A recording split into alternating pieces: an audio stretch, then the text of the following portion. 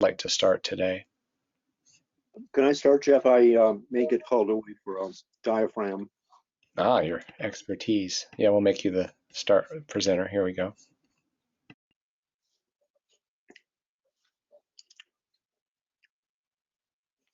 Okay, I would like to start with this woman who had a stem cell transplant years ago. And on expiratory views, you can see that she has some mosaic perfusion / air trapping, and not a lot of bronchial dilation, a little bit of bronchial wall thickening perhaps in lower lobes. But she's definitely got the small airways component with some from graft versus host disease and some air trapping. So that was then. And then currently, or current to this new clinical condition, she has pretty clear lungs on a chest radiograph. Maybe there's a little something here in this right upper lobe overlying that anterior, but not for sure. But on CT, you can see that she has some new lung nodules with cavitation, and they seem to be in a peribronchial distribution. They're on both sides.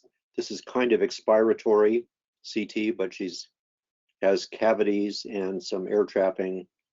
And this lesion doesn't really seem to be attached to airways, but it is.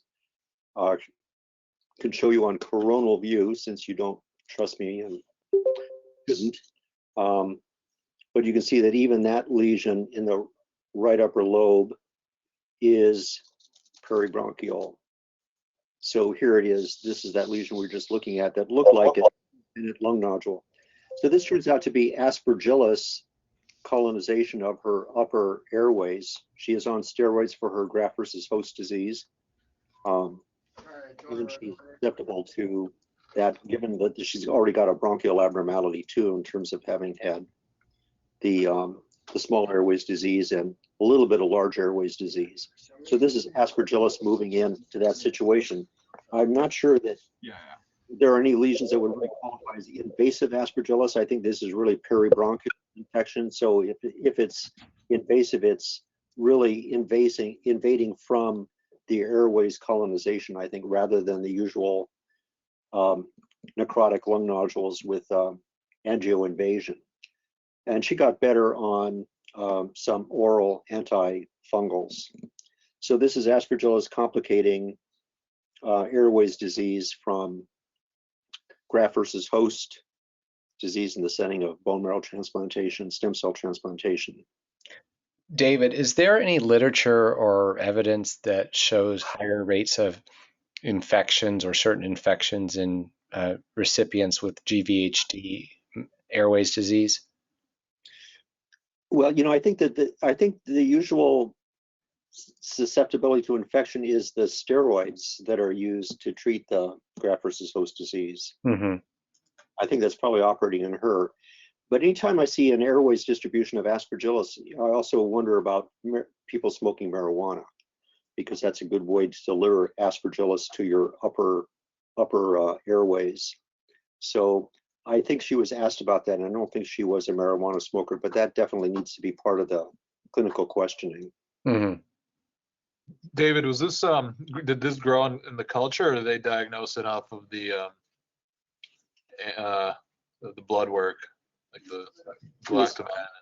It was PCR. Oh, okay. Lavage. Okay.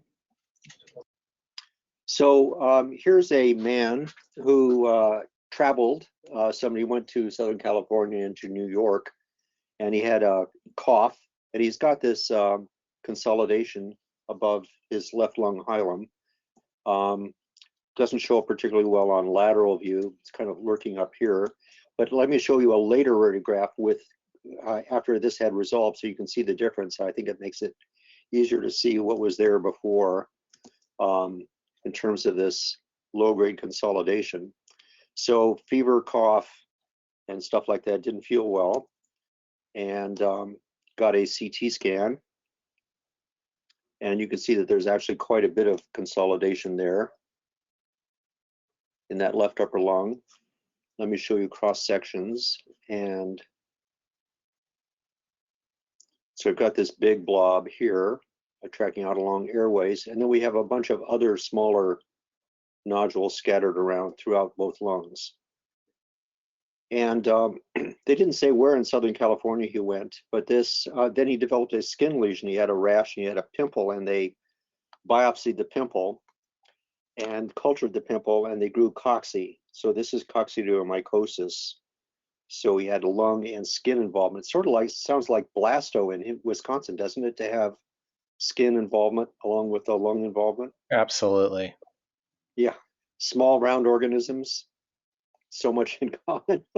Yeah. Okay, this is Cox. This guy didn't have any risk factors besides travel to Southern California, and I don't know where he went. Maybe I can find more clarity about which sites he developed. So I remember in I grew up in San Diego, and people would get cocci during September when we had the Santa Ana wind condition, where normally the winds come from west blowing across San Diego east. If the wind reverses, then the Central Valley of California and the Imperial Valley east of San Diego are cocci country. It's it's dry and sandy and hot. And so if you reverse the wind with a Santa Ana wind condition, you blow this hot air westward, people would get cocci in San Diego. The same thing happened when I was a fellow in San Francisco. Again, they had these, they don't call it Santa Ana winds in that situation, but you do get this reversal of winds from west to east going to east to west suddenly. It blows hot air from the valley, the Central Valley in California, to San Francisco, and there was an outbreak of Coccidiodomycosis in San Francisco from that. Okay, so this was cocci. So sounds like fungus day, doesn't it? Now here's a woman, I think just 29 years old, a previously healthy woman, whose cat or cats were sick. And then she got sick. And she presented at an outside hospital. This is from Wyoming with this right upper lobe consolidation. There's some lower grade patchy consolidation elsewhere. Things moved right along. Within a day or so, she now had a lower lobe component. She's got a more clear component on the left as well. Lots of patchy lung consolidation. Things are completely opacified at this point in the right hemithorax, and got even denser. Another day later, more consolidation on the left, so a worsening pneumonia here. And then she was transferred to the University of Washington, and with just a few simple steps from the tremendous expertise we have here, you can see that she looks considerably better. She did develop a pneumothorax, that's why she has a pleural drain. And this CT scan is, after several days being here, pneumothorax, dense consolidation in right upper lobe, patchy peribronchial consolidation on both sides. And this bronchopneumonia grew plague. So this is my first case of plague pneumonia. This is pneumonic plague. And, her cats died. So she probably picked it up from the cats. The cats probably picked it up from flea bites.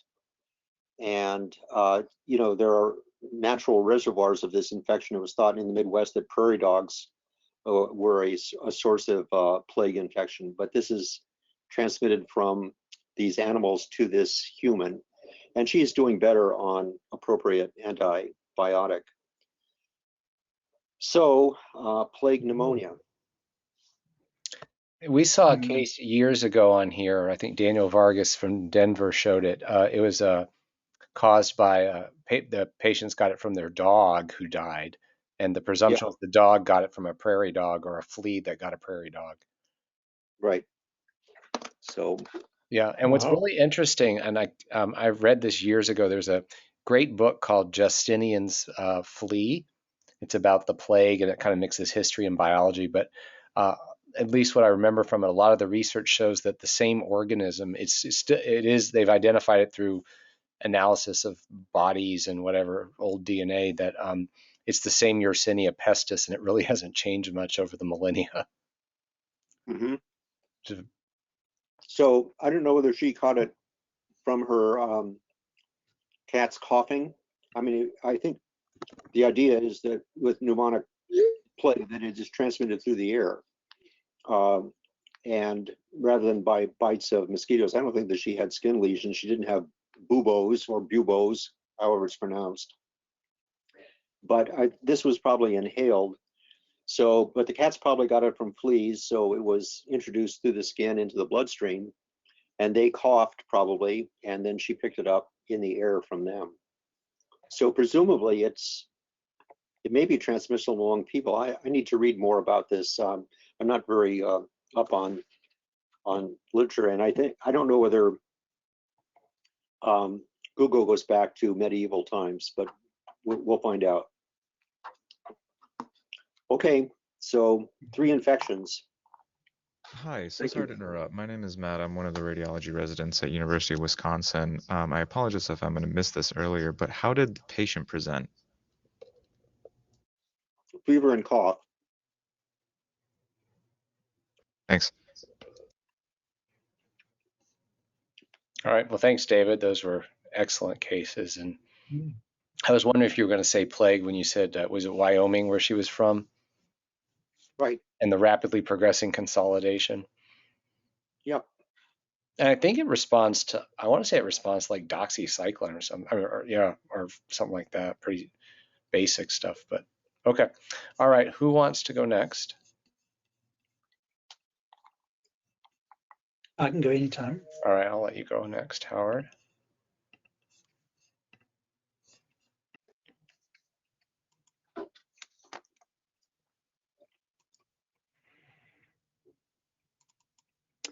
In this first patient, I'll show you 2 radiographs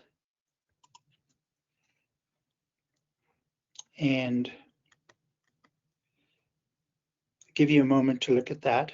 So this one is from 2020 and the current from this year.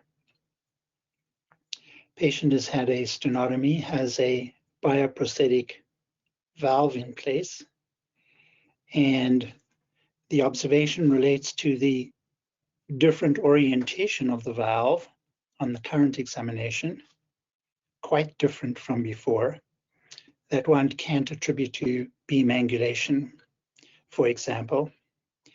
And here you'll see some fluoro images confirming that. So I'll set that in motion. And you can tell that that valve is not fixed in position. It's moving a lot. So it's very consistent with a dehisced valve. And the patient's clinical presentation was quite consistent with that, a complication of presumed endocarditis. Patient was transferred here for further evaluation. No surprise that we'll see tremendous abnormality in relation to the aortic root, and the aortic valve that you can see there is malpositioned, but very substantial abnormality involves the aortic root as well. So here are some excerpts from a very long operative report, because it turned out there was a lot of destruction of good portions of the heart by endocarditis. So they had to deal with that. There was a lot of debris. They had to remove a lot of necrotic tissue. There was a situation in which they saw a Gerbaud defect, and I had to remind myself what that is, which was attributed to the disease between the left ventricle and the right atrium. And what I'm not showing you here is additional information about destruction effectively of the aortomitral curtain and other structures, necessitating a very extensive, complicated reconstructive procedure involving the left ventricular outflow tract and the adjacent aorta and so on.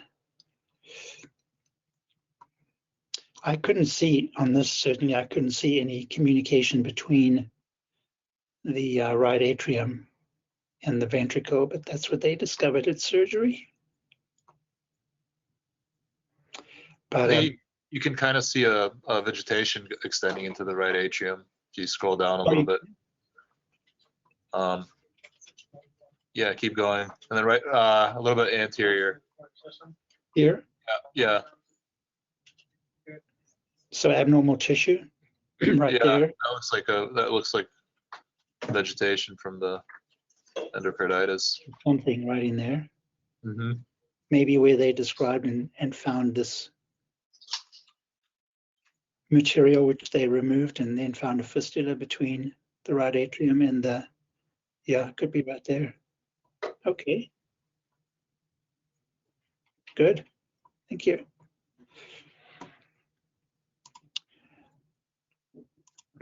This patient, the history started actually a long time ago with a neurological presentation that goes back many years.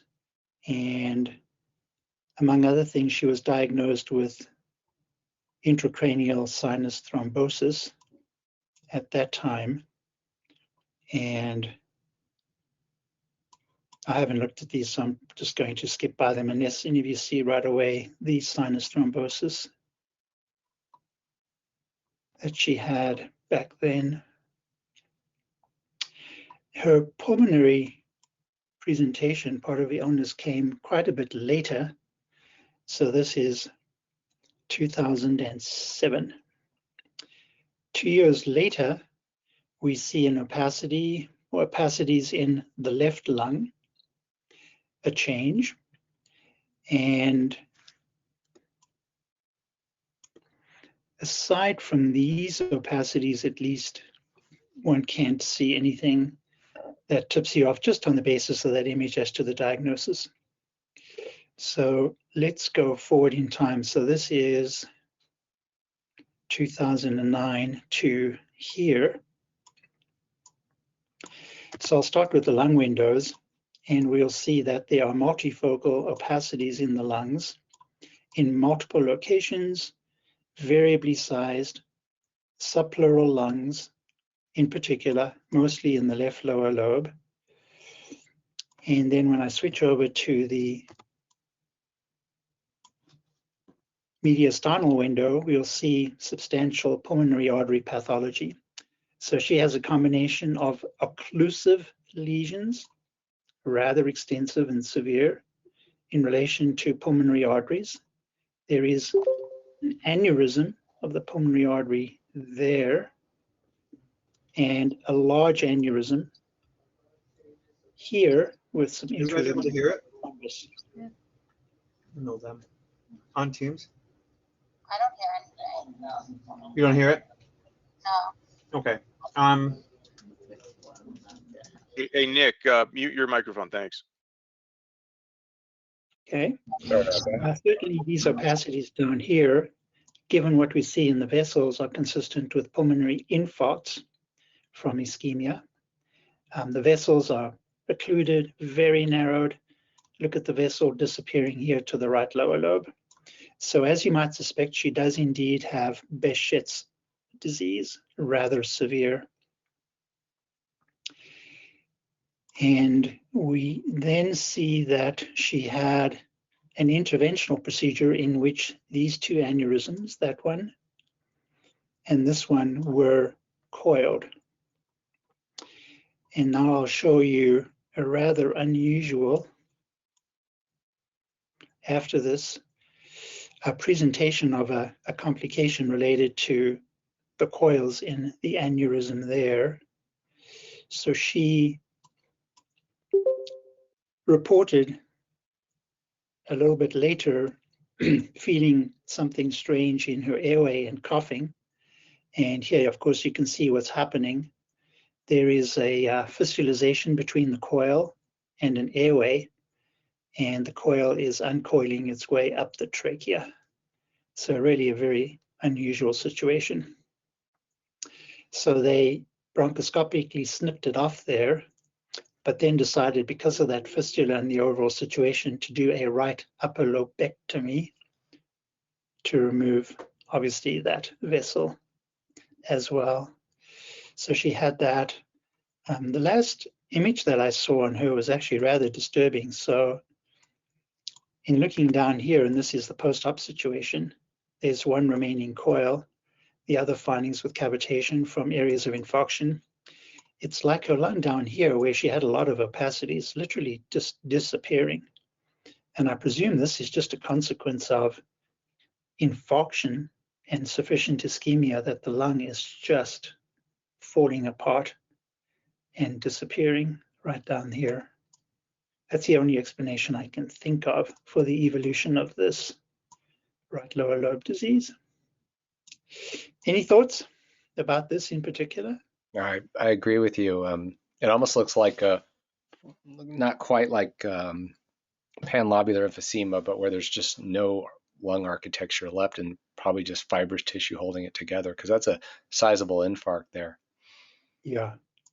And it's interesting because, I mean, first of all, we don't see much Behçet's disease in the US, and in the literature at least, pulmonary vascular disease is almost always occurs in male patients. It's not that it's rare, it's already a rare disease, and would be more rare in females, because I've seen a couple of cases of it and it's always been males, and at least when I looked in the literature, that's what it says. But Yeah. you know, was she of like Central Asian descent? Do you know, or? By virtue of her name, it doesn't sound that way. Okay, I was just curious. Yeah.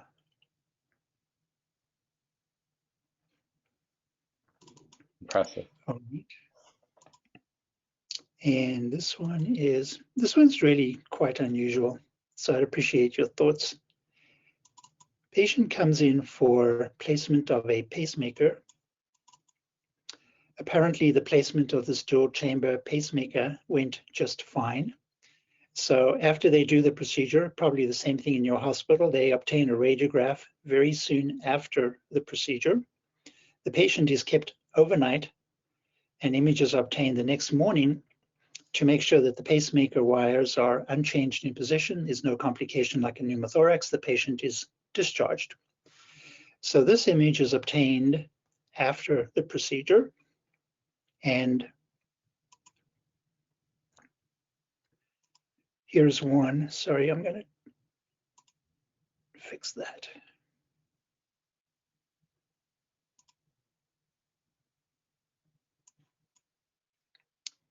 The next day, we have a hydropneumothorax on the right side. That's odd. So let me bring alongside the previous.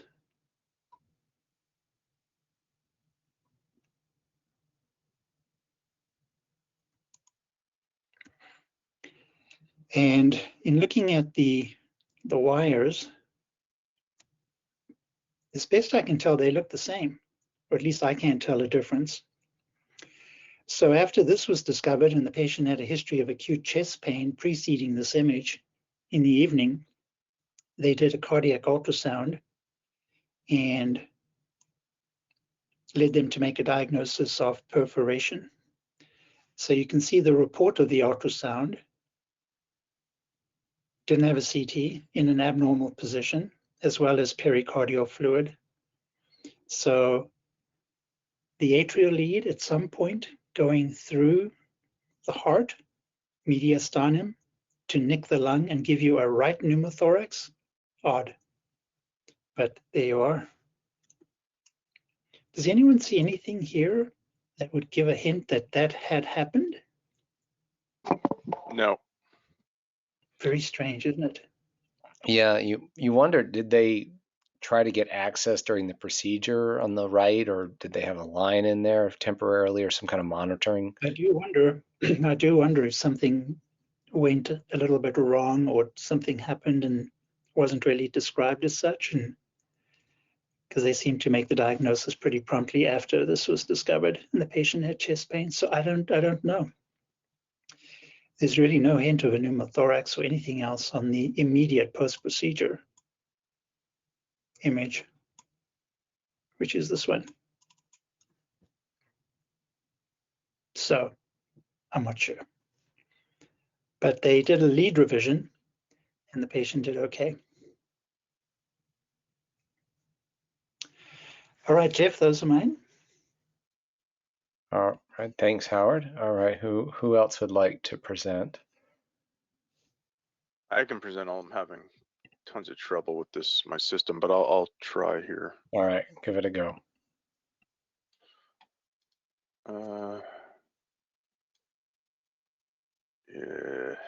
being very painful. Sorry, guys. Let me start with these. This is being painful too. So if I use our network, it's super slow. If I use a program on our network, it's even slower. Anyways, this is a youngish woman. She's in her 40s. This was actually an interesting case. We were just had a CPC conference in for pulmonary today, and this was a patient who was from the Philippines but was working in the military in Guam, and so she was a transient Guamanian, which is what you call people from Guam, which I didn't know.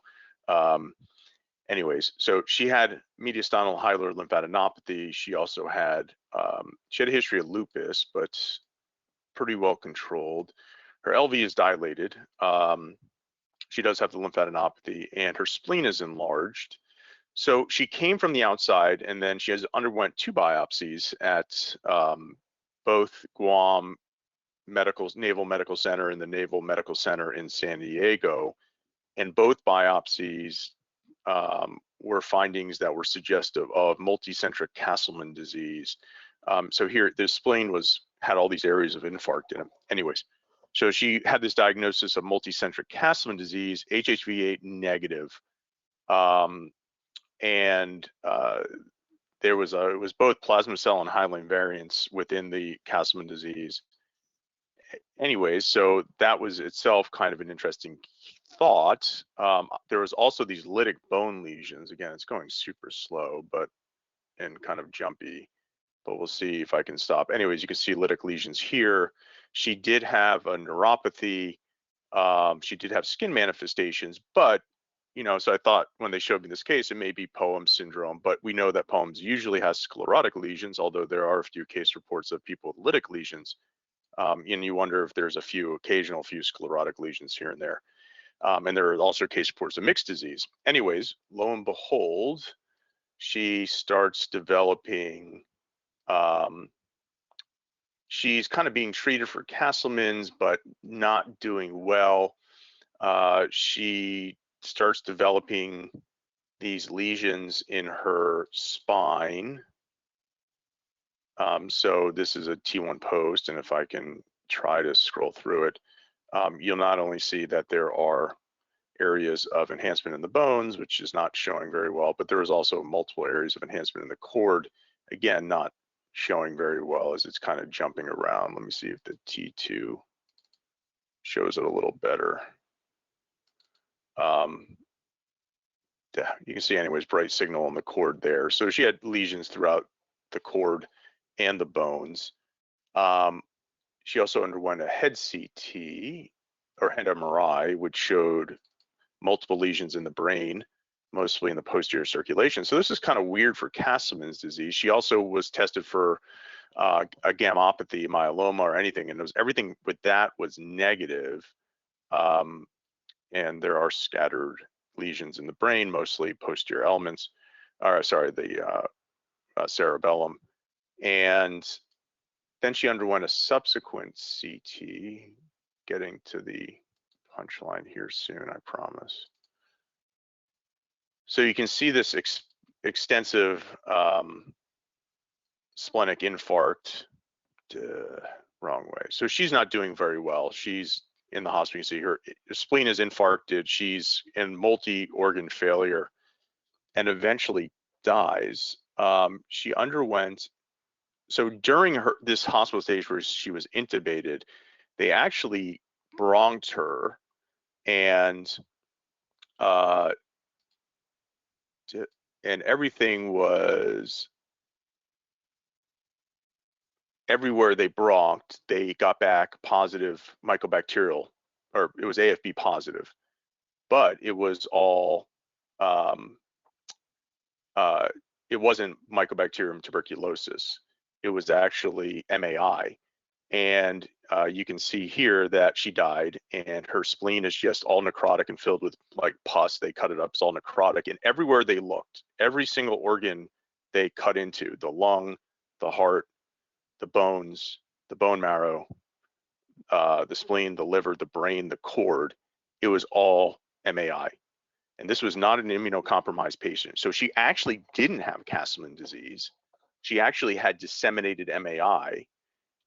So this was then on autopsy, the lymph nodes and other things that were used to diagnose this were sent to multiple centers, and everyone came to the conclusion that this was actually disseminated MAI throughout her entire body, and that she actually did not have Castleman's. And so there's actually reports and a lot of case reports about immunocompetent patients who are especially of Asian descent in their 30s and 40s who develop disseminated Mycobacterium disease, non-tuberculous Mycobacterium disease, even though they're completely immunocompetent, and they're finding that there's some interferon deficiency.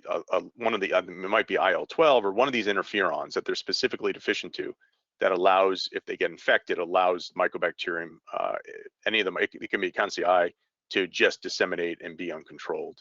So it was just an interesting case, and you know, it was just interesting to see the path, because when I saw the CTs, I was like, well, it could be Castleman. I mean, they're not avidly enhancing, but she has lymphadenopathy, and that's the diagnosis. It fits. Anyways, I was not expecting NTM, nor was anyone else. So I again, I always think of disseminated mycobacterial disease, especially non-tuberculous, in immunocompromised patients, but not in this case. So I don't know if anyone has seen a case of that before. It was pretty interesting. I can't get these things off. Anyways, I'm just going to go to the CT. Things are kind of annoying. Let's see here. We'll go to this case. So this is the case I was just talking about 2 seconds ago. So this is a TET post repair, no truncus, just had a standard VSD repair and repair, patch repair, and some PA augmentation with subsequent valve replacement. And there's really no kind of normal fissural tissue in the right lung. But if you look at the bronchial anatomy, it's all there. I mean, you can see maybe some wisps or hints of some maybe fissural tissue, some lines that do look like they may be some rudimentary fissures. But you can see, I mean, here's the, skipping around, but here's the right upper lobe bronchi coming off here, and then has its normal 3 branches, and then inferior to this, it has the right middle lobe bronchi, it has its normal 2 branches, and the basilar branches. There's just no fissures. I don't know, again, I don't think I've ever seen that in the absence of, I mean, I think everyone's seen an absent fissure here and there, but to see 2 absent in the right lung without any, with normal anatomy, without any clear PAPVRs, especially in scimitar, I don't know. I thought that was interesting. That was the case I just opened up. And is this case not going to open up to me? It's going to be a pain in the butt. Yes, it is. Super. Let me just show the post-op then. The pre-op was nice because it really helped kind of the pre-op. It was basically a large anterior mediastinal mass that had invaded into the superior vena cava. And it's one of these cases where, let me pull up a less grainy slice. It was one of these cases where, you know, you can go down the standard in a younger patient, you know, most commonly lymphoma, but because there was specifically SVC invasion and a lot of compression of the mediastinal structures, you know, it's more likely in a male to be a germ cell tumor. So this patient, and this turned out to be a malignant yolk sac tumor, which unfortunately you're not seeing the actual tumor, but this is the post-operative thing, and they put breast expanders into the right pneumonectomy stage. They had to do a pneumonectomy because the patient, there was invasion of the tumor into the lung. And unfortunately, within like a week of having this massive surgery, he not only developed just extensive thrombus everywhere, including his SVC and most of his central veins, but he's also got, I'm sorry.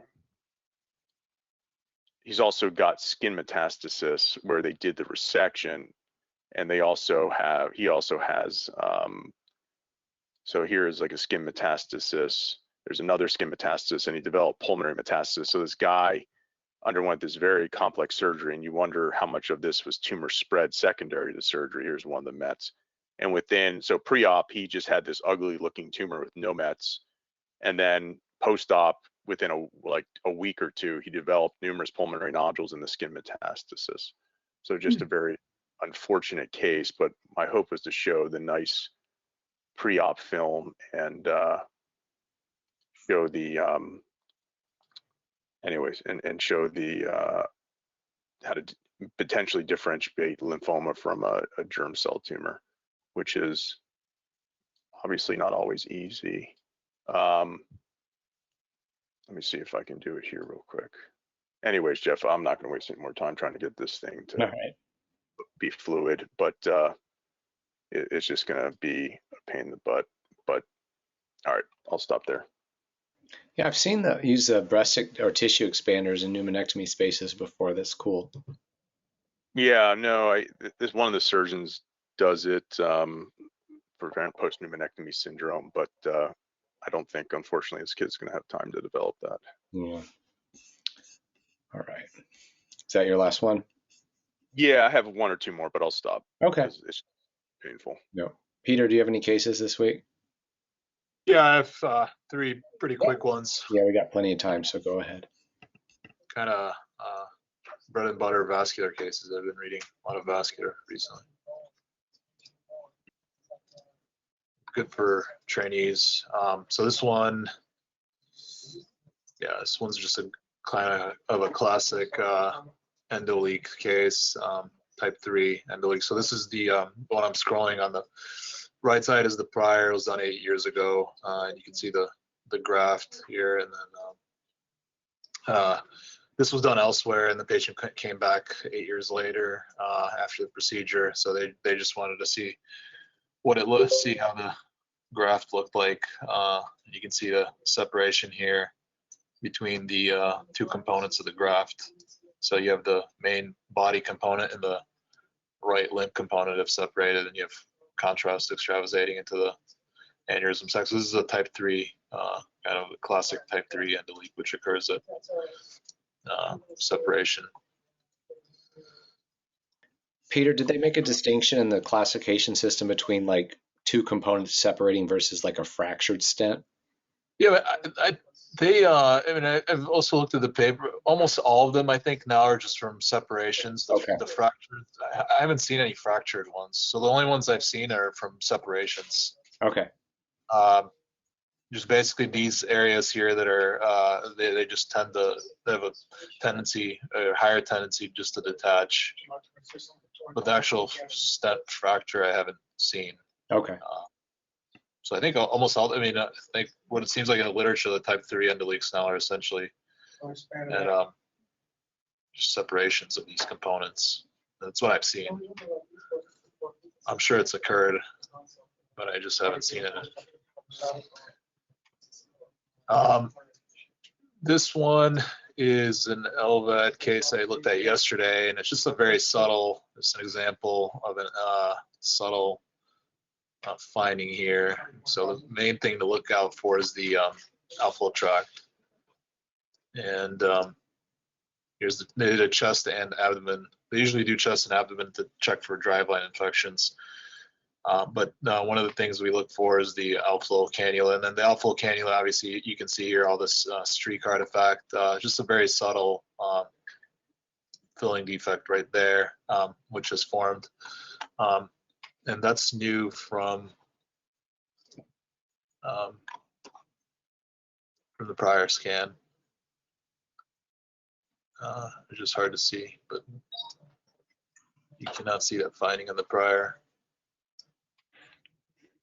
And you know, this is not, I mean, you could wonder if this is artifact here. It doesn't look like artifact if it's streak, but you can see it on the abdominal acquisition here as well. So, you know, it's real as opposed to streak artifact. So just a acute thrombus in a outflow tract. How regular? I mean, how regularly do you image your VAD patients? I probably see just a handful of scans. They typically, if they're concerned at our institution, if they're concerned about a thrombus, we typically get a cardiac CTA. Okay. It's relatively common. Mm-hmm. They do a lot of times. It seems like the LVAD's not working well, so that's one of the things they'll check, and they'll usually get a cardiac CTA, which is gated. This one was not gated. Okay. And they come out pretty well when you gate them, even with the VAD in there. Yeah. As far as they come out pretty well. Yeah. Okay. Yeah. And this one is kind of an unfortunate case. This patient had he had a bunch of priors in our PAC system. Some from a few weeks ago, but I'm not going to show the priors. I'll just go over the history. He has a type A. He had a repaired type A dissection with the frozen elephant trunk, and you can see the graft in the ascending aorta, and then the endograft in the arch. And so he came in with acute. He came in with chest pain, and shortly after he was imaged a few hours after his chest pain, and then during the scan he coded and had VTAC, and this is the scan, but this is essentially right before, in the middle of the code.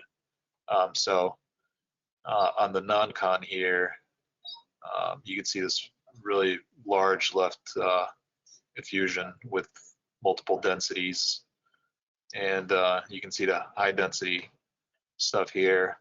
So this is a large hemothorax. As you scroll up, you just see blood right there, and it's kind of hard to actually see the vessel wall here, right? This is the dissection. The false lumen is just obscured. So this is and I'll show this is a ruptured descending thoracic aorta, which was dissected. And so here is the scan with contrast, and it just looks strange. Especially, well, first of all, the descending aorta has all these filling defects in it. So I think that's a combination of two things. With it's basically in the setting of really bad acute heart failure with VTAC. So I mean, his cardiac output is very, very low, and so some of this might be smoke, and then some of it is just acute thrombus formation. You can see it throughout his aorta. Some of the stuff down here, like this peripheral, might be the central stuff might just be non-contrasted blood, with the bolus just being so weak from the left heart that you're mixing non-contrasted. Some of it might already be acute thrombus in the arteries. Yeah, I think most of that's clot. Yeah, a lot of it's clot, I'm sure. Yeah,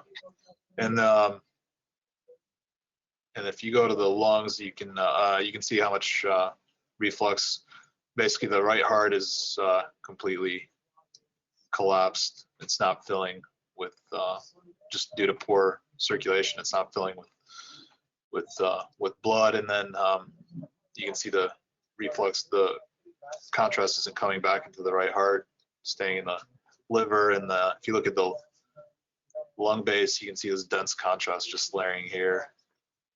Same principle, basically. Really high pressures building up in the atrium for return to the right heart.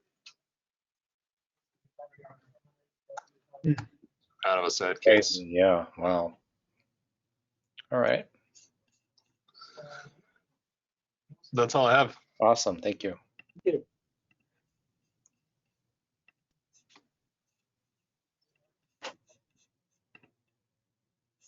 All right, let's see here.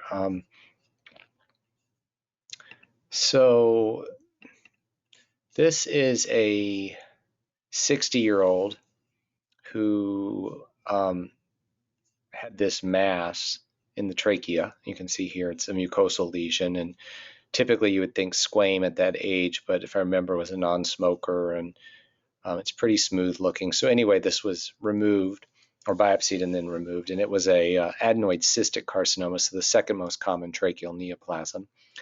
And but what happened was the patient presented, so this was at presentation, and this was about 3 months later, presented with some breathing problems and pain. And this is on the neck CT, and you can see, so they did a primary resection and a primary anastomosis of that trachea. It was about 3 rings. And you can see there's this irregular thickening of the trachea just in the lower neck and a thoracic inlet, and just a lot of irregularity there. And then, so they went in and did a bronchoscopy, and you can see there's narrowing there, and there's a little suture there and some granulation tissue. So another one there, again, this kind of tracheal narrowing, this sort of this cobblestone appearance. So what it was is that some of these sutures had eroded through, so they removed them and they sort of debrided this a little bit. But this was all post-operative granulation tissue, sort of a complication of the surgery. You can see those sutures were visible in there. So just an uncommon tumor, but a sort of unusual complication of I don't know what you call it, like a post-op tracheitis there. There was some inflamed tissue, but no like abscess or anything like that. So that case, and just a little bit older than we typically see for adenoid cystic. This is kind of a fun case. I think Howard, you'll like this. This is just a nice example of mock line and a pneumothorax in the same patient. So this patient was a trauma patient, had bilateral pneumothoraces. But on this portable radiograph, you can see, let me mag it up so you can see, on the left, you can see a visible visceral pleural line running along the left heart border. And there's the heart border. So it's not a mock line, but actually a real pleural line. And if we go to the other side, on the right heart border, we see the typical mock line of that convex white interface there. And the patient had a CT just not too long before, so it made a really nice correlation where you can see that medial pneumothorax on the left and no pneumothorax on the right, but just that edge artifact, in this case on the lung window, but that was a mock line, but you can see that visceral pleural line. So it'd be kind of easy to overlook this. I mean, the clue is there's drain in there, and he had a visible pneumothorax earlier elsewhere, but it's just not that common to see a nice correlate with a CT. So I thought that was kind of a fun teaching case for showing the difference between a pleural line and a mock line. Alrighty. I'd be very curious what you all think about this case. I don't have a definitive answer. I have a working diagnosis and some confounding clinical data. So this guy is 33. He came in with a new diagnosis of HIV, and at the time had a CD4 count in like the, I want to say 30s or something, so really low. And they got this chest CT, and he wasn't really having many symptoms. I can't remember why they exactly got the CT scan. I don't know if he just had a cough or some chest pain. It was done with contrast, so I'm guessing it was for PE. But you can see he's got all these tiny nodules, and they're very discrete. They're kind of irregular. And as you go down, you'll see the perfusion sort of drops off till there almost hardly any are visible. He does have a big spleen, and he's got a bunch of big lymph nodes in his mediastinum. Not huge, but there's definitely some that are on the juicier side, these this periaortic one, paraesophageal. And at the time of this scan, because when I first saw this case before I knew anything about it, when someone showed it to me, I was wondering if this was sarcoid. Kind of had a perilymphatic look to these nodules. They were clustering. You can see some along the interlobular septa, some along the vessels here. So it did not look I shouldn't say miliary, it did not look random, and it did not look centrolobular. But it turns out I didn't know he had HIV, and then I was wondering. So at this point, he'd been on HAART for about a month. So he'd been on antiretroviral therapy for some time. So I raised the question of this being iris, and I talked to the pulmonologists who'd been consulted because they wanted to bronch him, but they were not keen on bronching this guy if they didn't have to. for other reasons. But interestingly, he wasn't very symptomatic. He actually ended up leaving AMA shortly after the scan because he didn't know why he was sitting in the hospital. He felt just fine. But then a couple days later, some tests, or a day later, some tests came back, and his blastomycosis and blastomyces and histoplasma antigens. So those are the urinary antigen tests, came back positive, and they're good tests for organisms circulating, but they do cross-react, and so then they were thinking, well, could this just be disseminated fungus? But if you've ever seen a patient with disseminated disseminated histo or blasto who's immunocompromised, they're very sick. They're not itching to get out of the hospital. They're usually pretty sick looking, kind of like miliary TB patients. So I wonder if this is a manifestation. This is a sarcoid-like reaction as a manifestation of iris that's resulting probably from histo, not blasto. I suspect it's just cross-reacting because having histo floating around is not uncommon around here, and to be asymptomatic is also not uncommon. Have any of you ever seen iris manifest more like a sarcoid-like reaction rather than the big bulky lymph nodes and sort of that massive immune response? No, not that I can think. As well, Jeff? What? Is there lymphadenopathy here? Yeah, I mean there is. It's modest, but I mean there's some lymph nodes that are getting a little plump, but the spleen, and there's a subcarinal node, but that spleen is quite juicy.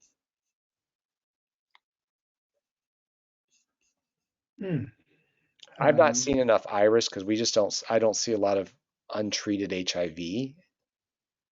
But I mean, when I saw this case, if I didn't give you any history, I mean, would many of you entertain sarcoid at least based on the lung nodule distribution? Yep. Yes. Okay. Yep. Indeed. We're all in agreement that it's perilymphatic, and that's what I said. Because I think it was originally interpreted as central lobular and called bronchiolitis, which I also see why that was I always suggested. think it was more, personally, I always think it was more random. But Show you the coronals. I would love to do a study with when you have these extensive nodules like this between random and perilymphatic and, central lobular, I think we all get pretty well. But I was wondering if there were some that were beyond just the perilymphatic interstitium. But again, but when I see them along, if you look here, I mean, that's like right along the vessel. Yeah, no, there's definitely perilymphatic nodules. I'm not saying there's not. I'm just saying, are there enough of them that don't fall along the peribronchiovascular interstitium that you would entertain something random? And Because there's not a lot of studying of the fissures. There's not a lot of studying of the subpleural interstitium. I mean, there is a little bit, but it's. I was just thinking it was random. But I've just not seen miliary. I mean, patients with miliary blasto and histo are sick, especially blasto, and they usually have it in other organs. And like I said, this guy was walked out of the hospital because he was tired of sitting around.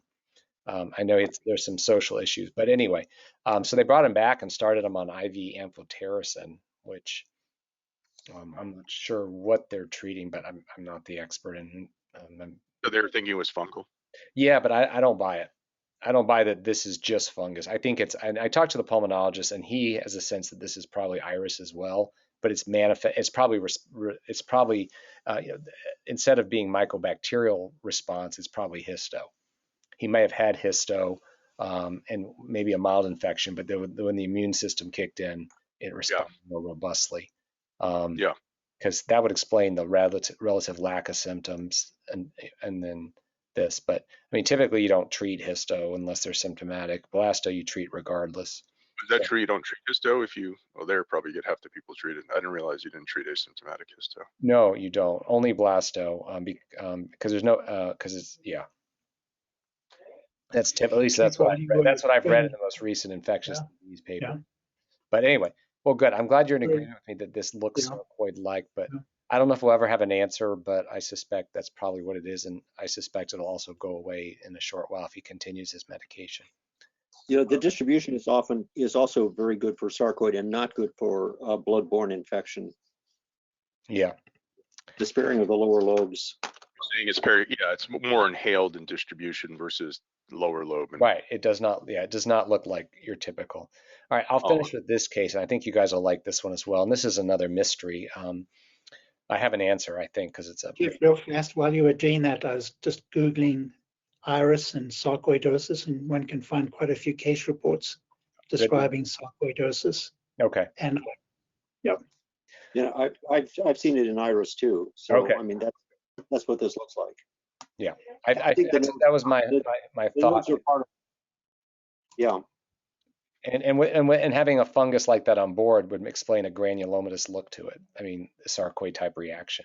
And who knows, maybe some cases of sarcoid are reactions to histo. All right, so this is the fun radiograph. I actually came across the CT first, and then I went back. So this patient carries a diagnosis of von Hippel-Lindau disease and has had some biliary surgeries, has known renal masses, and ultimately got a chest CT looking for metastases from renal masses. But that's not why I'm showing this. But if you look on this radiograph, you'll notice there's a subtle asymmetry. The left lung, the vessels look less well defined. It looks a little busier towards that hilum. It's a subtle finding, and I'm pointing it out because, again, I saw the CT first, and this radiograph's much older than that. And if I go to the lateral view, I'm not sure it really adds too much. There's a little thickening of maybe the left oblique fissure there, and that may come into play. So anyway, this was a CT that was done for renal cell cancer staging. And the first thing that caught my eye was this little round enhancing thing here and these big bronchial arteries. So to me, this looks like a bronchial artery aneurysm. At first, I was trying to figure out, is it ductus related? Is it something like that? But when I put it on the coronals and sagittals, it's coming off one of these bronchial artery branches. It's pretty sizable. It's about 8 millimeters. And then as I was coming down, I was like, okay, wow, these are big bronchial arteries. So something interesting is going to be happening over here. And you saw there's a calcified lymph node. We see these on just about everybody to the point I ignore them. But then I saw this, and like, this is something we don't ignore. That's the weirdest looking calcified lymph node I've ever seen. And if we look at the distribution, it happens to be right at the superior pulmonary vein. And there's a hilar node. And then lo and behold, there's another one at the inferior pulmonary vein. I thought that was kind of odd. Now, I went back and found an old abdominal CT from 14 years ago that showed the same calcification. So this is nothing acute, because I was trying to figure out, did they embolize, did they treat something with a cement, but then how would you get it to the pulmonary vein? Did they do some kind of intervention? But no, this has been there for 14 plus years.